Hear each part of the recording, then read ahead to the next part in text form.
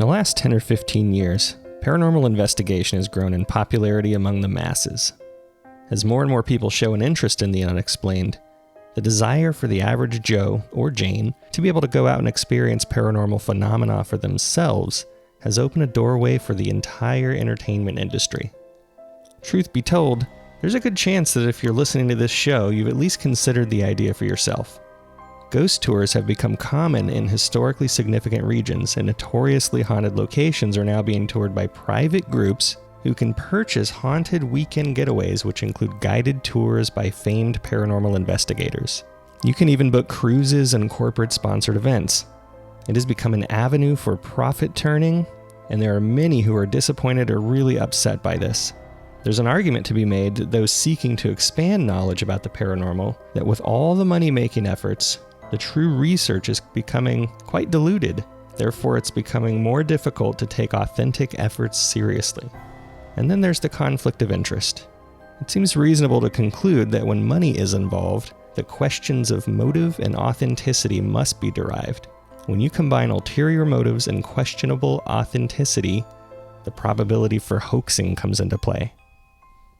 According to Merriam-Webster's dictionary, a hoax means to trick into believing or accepting as genuine something false and often preposterous. Today's guest is Mike Bish of Kentucky Special Effects.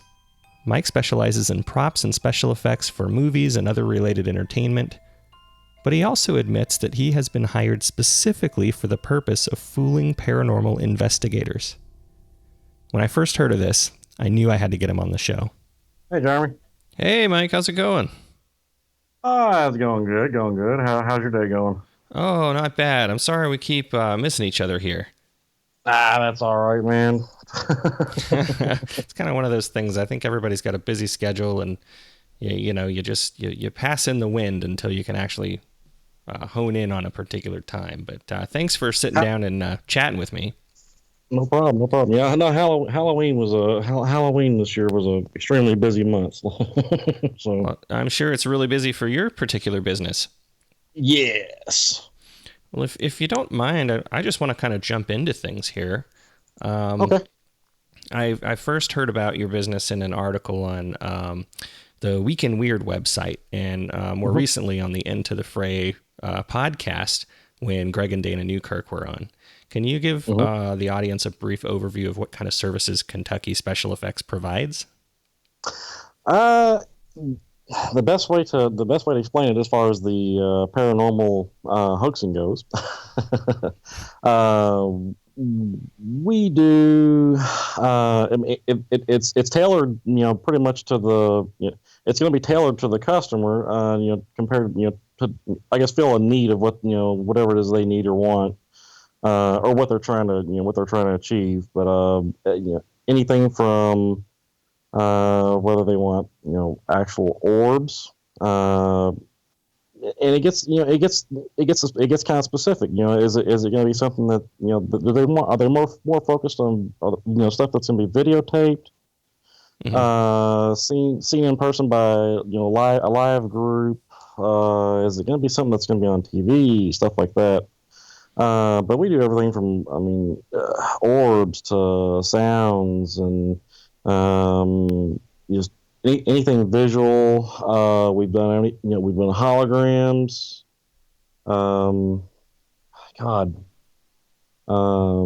We can do if they want like temperature drops in particular rooms. We can do instant temp drops. It's the list goes on, but now is that primarily like the bulk of your business, or do you do more of like scary, like thematic experiences, like if somebody goes to a theme park or a haunted house? 98% of our business is theme park type related stuff, theatrics type related stuff. Most of our business is theatrical type stuff, props and set design, and it's more geared. People ask, well, what is it exactly that you guys do? Well, I can tell you that the only thing that we don't do is we don't make masks. Mm-hmm. Now, is this more like movie special effects? Are you subcontracted out for any, film companies, or is it more like private owners of, either theme parks or whatever, haunted houses that kind of occur around Halloween time? We've done a lot of stuff for we've done a lot of stuff for a place called Mosi, Mosi. It's the MythBusters. I think they call it the MythBusters Live Experiment. They actually have a museum that goes along with the live experiment. We did all kinds of props and decorations and stuff for that for the Discovery Channel. Okay. We've done a lot of stuff for Phillips Entertainment, which is AKA Ripley's Believe It or Not. Mm-hmm. Let's see here. Firebrand Live. There's been a couple of shows. Trying to think of one right off the top of my head. Guntucky here locally I believe it was a TV show based on some type of and not too far from here at the shop actually. There's like a machine gun shooter or something that goes on down there for all the radical gun owner guys, whatever, that like to blow stuff up, I guess. Okay. So, but we did some stuff for them. So you're saying like 98% is mainly stuff like that, and not necessarily right. The paranormal hoaxes that I wanted to kind of talk to you about. Right. And as far as the the call that we're going to get for anything like that, it's going to be one of those things where we might get 2-3 calls a year, and out of those 2 or 3 calls a year, they 2 of them are going to follow through, and you can tell that they're serious, and they're going to actually want something done. Okay. Well, I do want to spend some time talking about the specific hoaxes that you guys have pulled off. And I don't know how much I got from the article, or maybe it was the podcast, or a combination of both. I kind of took away that you're under some kind of, non-disclosure agreement or something like that. But what types of businesses or individuals hire you for this kind of thing? A lot of times, it's going to be somebody. It's going to be somebody that they have there's something vested, because a lot of people aren't going to spend the money that it takes to really seriously pull off a hoax and not get caught. You're talking just to do a hologram. Easily, you're looking at $20,000. Wow. So, yeah, and when I say hologram, a lot of people they envision something like the old school, projection stuff, Scooby-Doo type stuff on a wall or something. Mm-hmm. Well, I saw some things this Halloween and marketing prior to Halloween of kind of some scary looking. They made them purposefully scary. Things that would be projected on like a sheet, or like a window, maybe curtain or something like that. Are you talking about a lot higher quality than that kind of thing? Much higher quality. Usually the handful of people that know about this stuff, as far as the holograms go, you're talking, there's actual, there's 3D conventions for actual 3D holograms, and it's very few and far between. It's not something that's widely known. A lot of the projection equipment alone, it's so fragile and so delicate, and there's a lot of stuff you really got to know to set the stuff up. But some of the stuff will produce a hologram that's 3-dimensional. You can walk completely 100% around it, and it's going to look just like a person standing there. You don't have to have any type of you don't have to have any type of media, like with a cheaper setup, you could get away with using like fog, like a just a wisp of fog to get the lasers and stuff, the cheaper lasers to project an image. But this this newer stuff, you don't have to have that. They're able to control the stuff and actually just get the stuff to project. Now the thing is, you've got, with the bigger systems, you're going to have multiple lasers from different points and points set up to get you the 3D.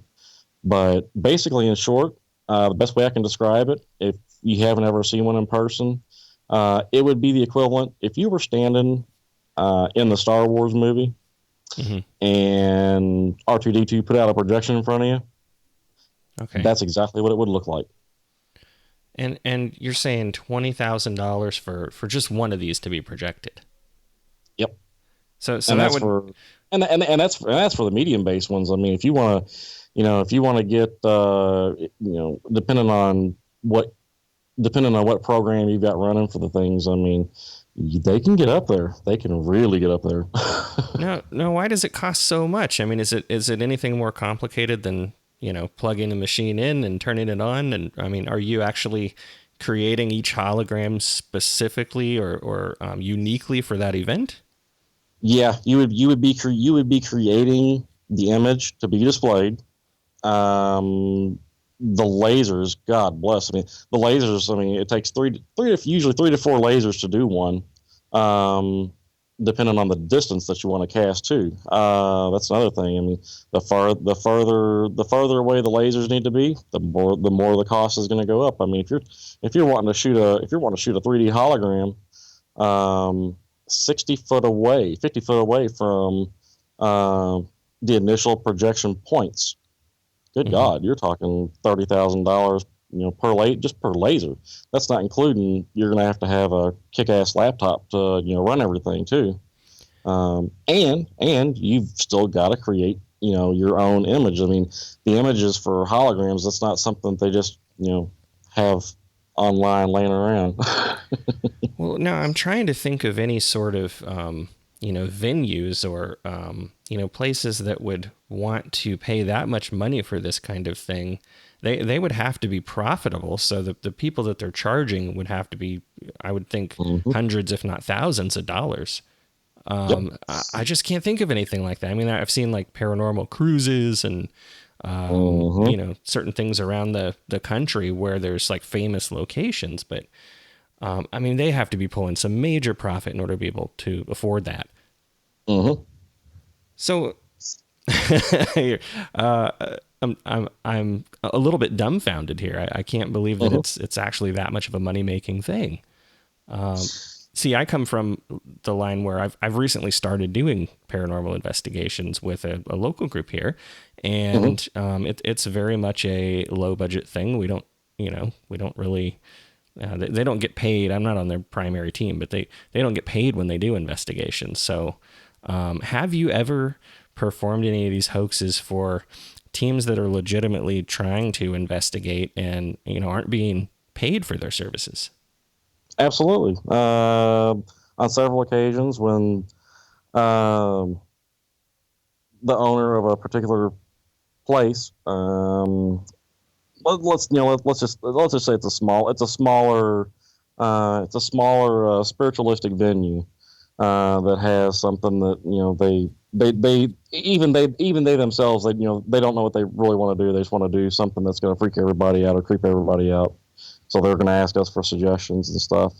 I mean, we can do anything from knock out cell phones, knock out pretty much any electronic device, depending on what they want us to knock out. We can cause group disruptions as far as, I guess, making everybody irritable, upset stomach, that type of thing. And that's I mean, stuff like that is going to be on the cheaper end. I mean, you're talking that's stuff that's going to be well under $5,000. I mean, that's and also depending on where they're located at too. I mean, we're going to have to go in and set stuff up and number one, do that nonchalantly, so that way nobody prior knows that nobody that prior knows we're there, and whenever we leave, the whatever apparatus it is that gets left behind for them to control on their own accord, unless they want us, pay us to stick around and do everything. That's you're talking, but there again, you're talking just a couple of grand. You're not going past the $10,000-$20,000 mark. Right. Well, the article I read on Weekend Weird explained that you see your job as a challenge to ghost hunters. Can you elaborate on that? Yeah, there's so much, there's so much old technology that's being used. I would like to see. I would like me personally myself. I would like to see. I guess not really trying to tell the ghost hunters, hey, it's time to, let's ramp up the technology, guys. Come on, get more, let's get more scientific with it and stuff like that, because, I know that some of the guys that are out there, these guys, they're pretty good. I mean, don't get me wrong, but as far as being able to catch stuff that's that actually is a hoax, I think that if they don't, it's one of those things where if they don't know something is basically too good to be true, or it's so convenient that hey, we paid for we paid to go on this guy's place or whatever, and search around for any paranormal activity, and it just so happens that we got this and this and this. I mean, it's one of those things. I mean, I think they need to be more cautious. Mm-hmm. And just be more wary. I mean, there are people like us out there, and we're not the only ones. We're not the only ones. Now, I'm all for skepticism. I think skepticism mm-hmm. is healthy and trying to rule out potential causes for things. But are mm-hmm. you setting these events up in such a way that somebody gets an investigation crew in there, and they have the ability to ascertain whether or not this is faked, or are you trying to eliminate them from finding out at all, even with good investigation?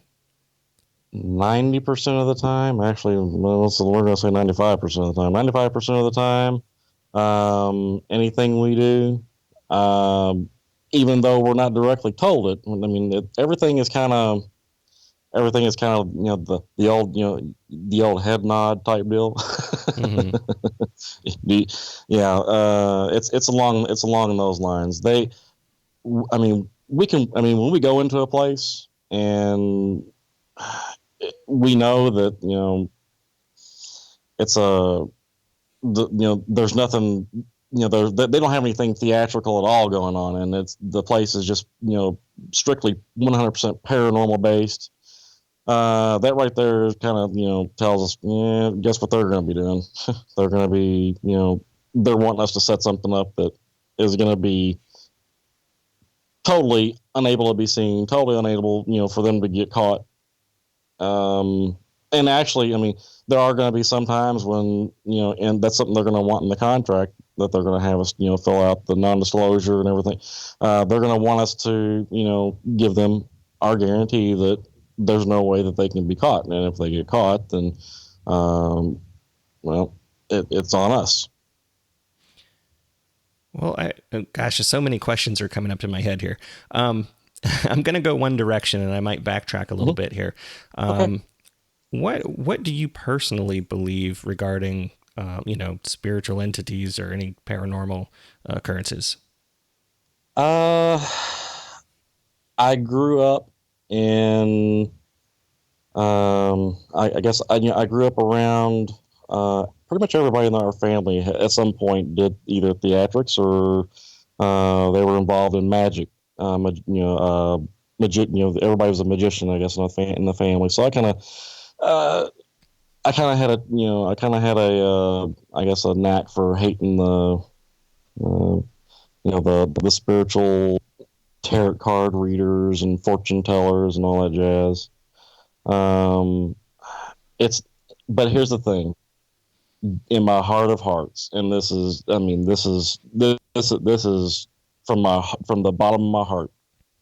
I hope someday, preferably soon, that we find out that paranormal events and I want there to be I want it all to be, I want it all to be, exist, and more probably even more than the people that investigate the paranormal stuff themselves and already believe it. I really truly want to believe from the bottom of my heart, because that's going to open up some other doors for me, that would make me feel really good and change a lot of my beliefs. But right now, the way it sits, I wouldn't exactly call.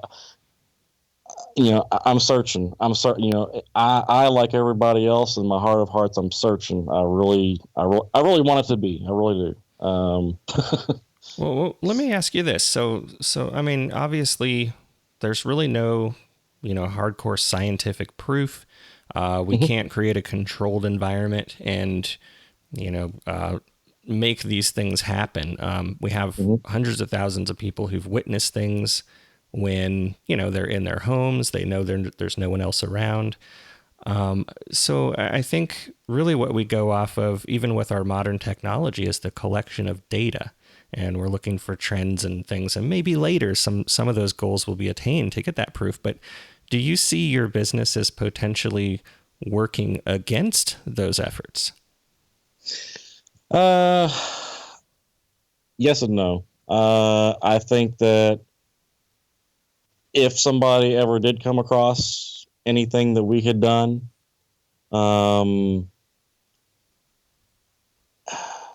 it's gonna look it's gonna look really good, or it's gonna be something that's just, it's gonna be better than average. It's gonna be better than average. They're gonna get some type of like a, and I'll just give you one example.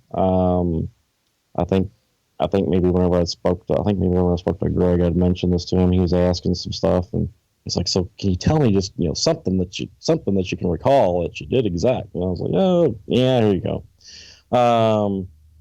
You get if you've got ghost hunters that are running around with ticks, the thermal imaging cameras. They're looking for the heat signatures and stuff, whatever. In one particular setup,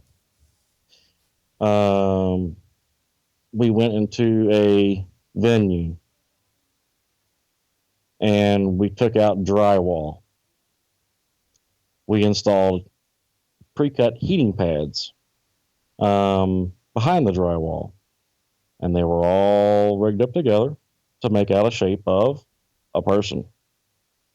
And said heating pads they were operated via a little key fob that anybody could have had in their possession.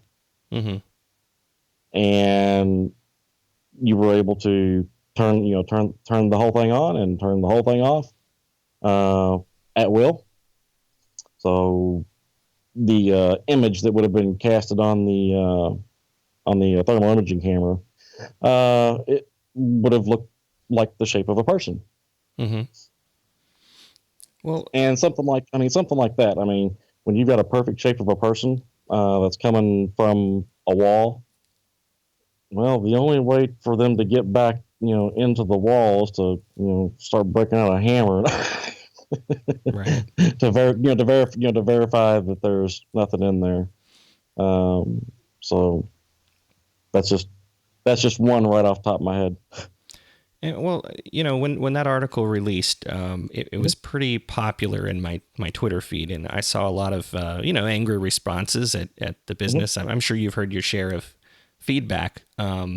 Oh but yeah. I think that the general consensus of the paranormal community, if I could call it that, Hmm. is that some might categorize what you're doing as a form of maybe like sabotage or bullying, or basically setting out to purposefully discredit others. How would you respond to that? Uh, Here's the thing: if we, if it's not us, if we don't do it, somebody else is. I mean, 90% of the time, somebody else is gonna, they will find, a venue owner is gonna find somebody that's gonna do what we do. Now, whether or not they get caught, or whether or not, uh, I don't know if these other guys, I don't know if these other guys just say, okay, this is what you want us to do, and you want us to set this up, and if the paranormal investigators catch you, then tough crap. I don't know if these other places do that or whatever. I don't know how they. I've never really looked into how they operate or anything. But I do know that they offer pretty much the exact same thing. Um, Heck, I don't even know if some of these guys are, what level of technology they're on and stuff like that. So But for a fact you're not the only one out there doing this. oh yeah, we are not the only one. Now we might be one of the few that actually even advertise it.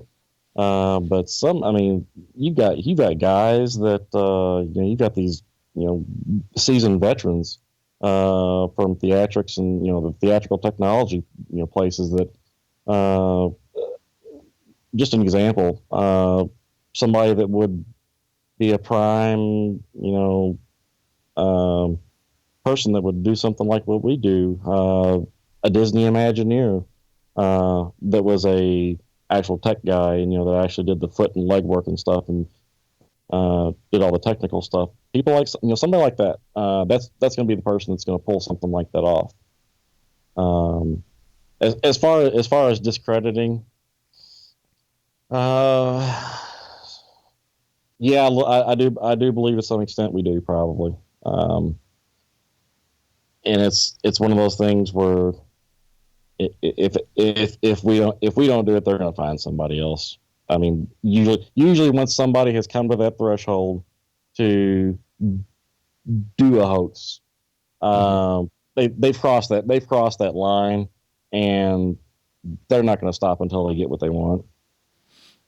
Now, I'm sitting here thinking, I'm hearing all the potential, Twitter feed responses to Hmm. Oh yeah. the last question, but I'm sitting here thinking this is opportunity here. I'm talking to you. I also, Hmm. I've had several paranormal experiences in my lifetime that I know were not set up by a special effects company or anything like that. Hmm. It just can't be.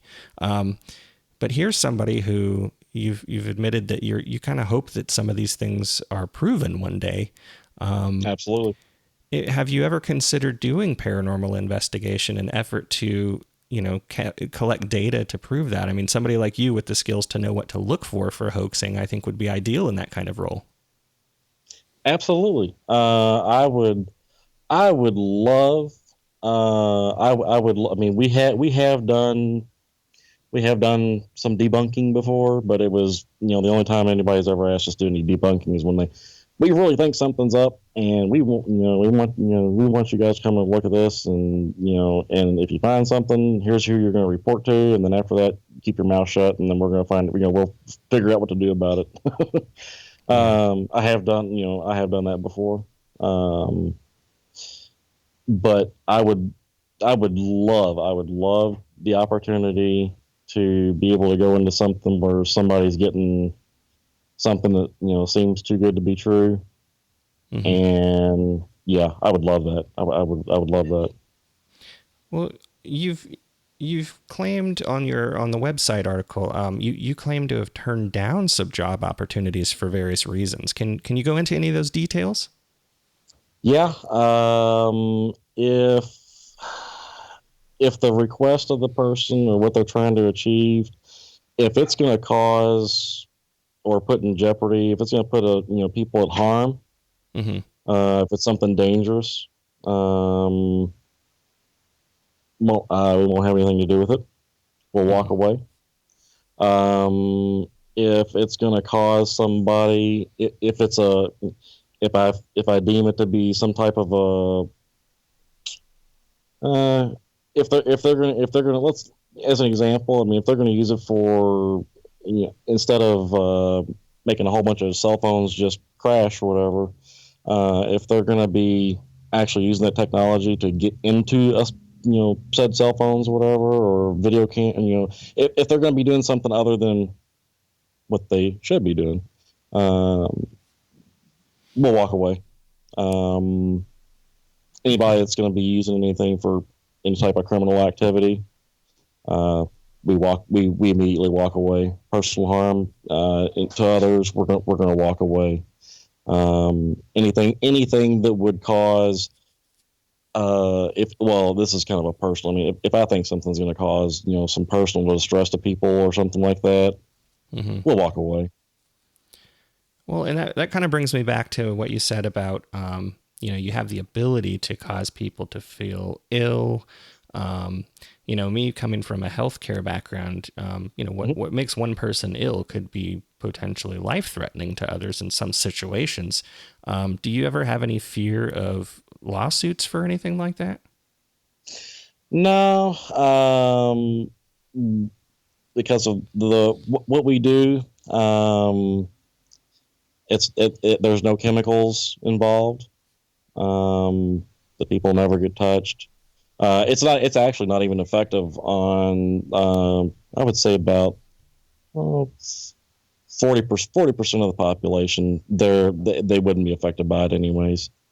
And those that are, it's so mild. It's kind of like, the equivalent would be, I guess, that sinking feeling that you get whenever you just feel bad about something. And you can chemically induce that. It's along those lines. Now they do have devices that actually will make you damn sick. Oh God. But we don't take it to that extent, and never will ever. Are you aware of competing companies that do? No, actually. To the best of my knowledge, we're about the only person I know. I don't know. I don't know of anybody that knows that would even begin to know that, really.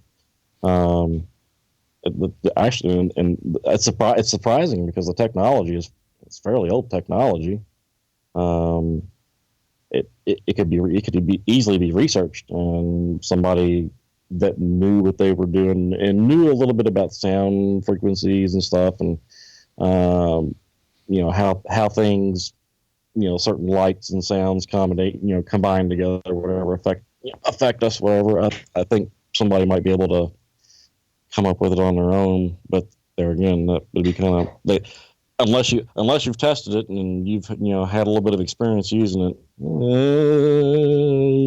kind of want to stray away from that. So I'm going to give you a hypothetical here. Let's say a paranormal investigator who does not have an education in, audio engineering or special effects, or they haven't done what you've done. If they conclude that they couldn't find an explanation for an event that you caused, do you think that discredits them or strengthens their credibility?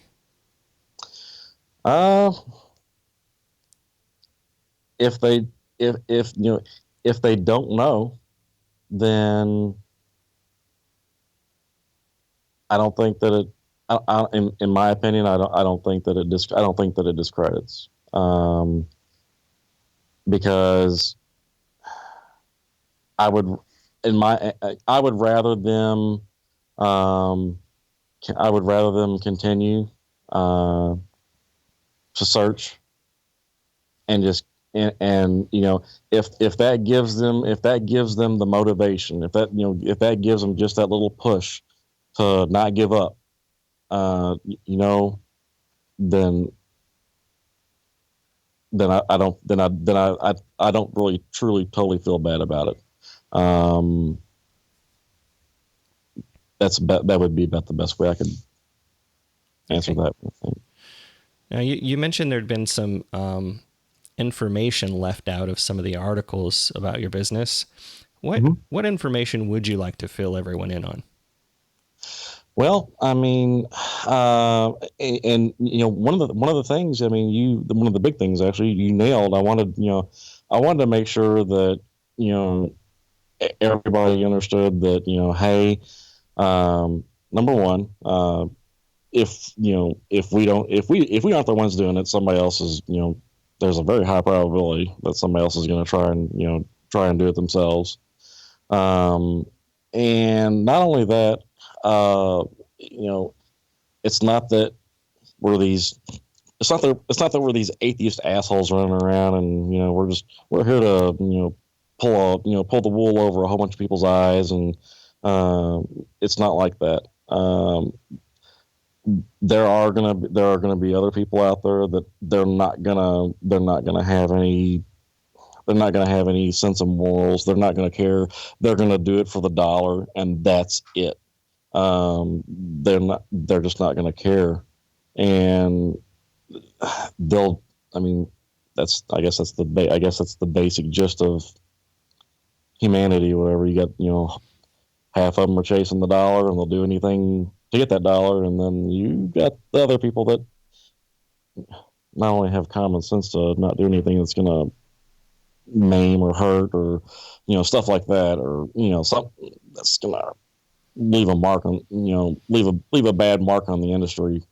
Um, by any means of any worse that of what we're doing, because I do understand, and I see it from I see it from a paranormal investigator standpoint. They have every right to be angry for I get at us for what we do. I understand that. I get that. I do, and that's something that comes with it. So I do understand it. And I don't hold any grudges against them for giving us the evil eye or worse.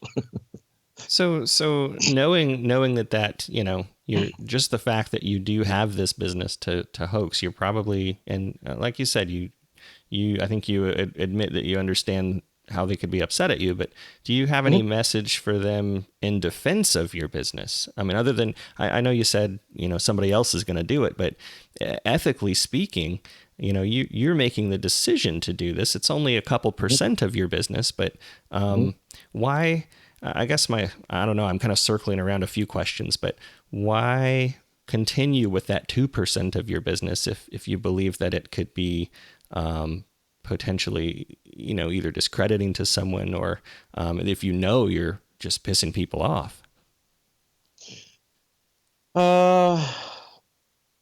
It's one of those things where like I said, if if we don't do it and somebody else does it, or if we let's say tomorrow we stop doing it altogether, and the only thing we'll ever do again is debunking. Well, then we've cut ourselves out of something that somebody else is already going to do, and there again, I mean, we're willing to take the evil eye,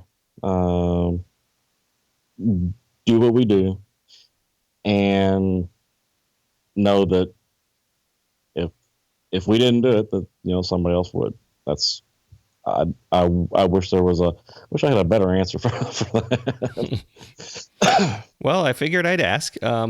I do appreciate all of your time today, and thanks again. I really, we had so many mishaps preventing us from having this conversation. I want to apologize if I've been unclear on my schedule there, but oh, that's fine. That's fine. That's fine. Well, before we sign off, where can people go to learn more about your services and your business? They can always go to www.KentuckySpecialFX, that's the letters fx.com. And if need be, anybody at any time, they're more welcome to call the shop, 502-836-3125.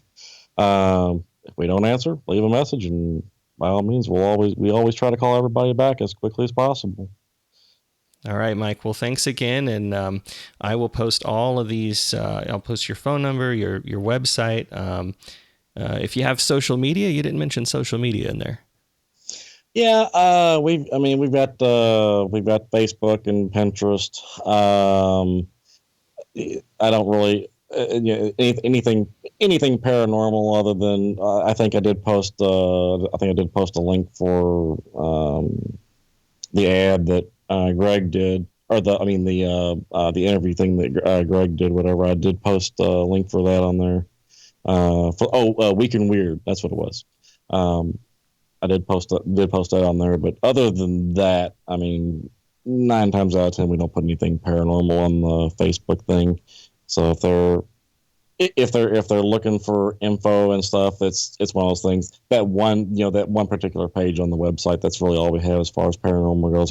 Everything else, 98% of the website is just going to be the theatrics and props and stuff like that. Okay. So I'll make sure to post a link to the Week in Weird article, as well as their episode on Into the Fray that they were discussing you. And Mike, thanks again. Yeah, I think there was something on. There was another thing on. I think it was iHeartRadio. Somebody had. I myself, I wasn't involved in that one, but I think it was a discussion. I believe. I think they did a discussion. Somebody had brought up about where we got. I think we got name dropped a couple times. Okay. Well, I'll definitely look for that, and like I said, I'll put all this on my show notes when the episode airs. And thanks again for your time, Mike. I'm glad we finally caught up. Awesome. Anytime, Jeremy. Anytime. All right. You have a good day. All right. You too, buddy. Bye-bye. Bye. You can get in touch with Mike and view all the links mentioned on this episode in my show notes at deviatus.com/hoax. While you're there, I'd love to hear your opinions on this. Do you believe what Mike is doing is unethical? Do you believe he is hindering research into paranormal phenomena? Or do you believe that he's just capitalizing on an opportunity like any other business owner would? Guys, I'm nearing the point in this podcast where I've reached some initial goals that I set out when I started Deviatus. And while I'm not yet done with Season 1, I've been putting a lot of thought into areas I'd like to explore in Season 2. But before I go and make these decisions myself, I would really like your input. Is there more of a particular topic you'd like to hear, or less of anything? Your feedback means everything in the world of podcasting, so please feel free to comment on any of my social media. I am on Facebook. You can find me on Instagram and Twitter at DeviatusPod. You can also email me your suggestions at deviatuspod@gmail.com. And if you don't have any suggestions but would like to support the show, please go ahead and rate and review the show on your favorite podcatcher. This truly helps me gain more visibility and encouragement to keep the show going. Next time on Deviatus, I'll be going into some conversation with fellow paranormal enthusiast Andrew Peterson of Unknown Midwest. So happy holidays, and I look forward to hearing from you soon.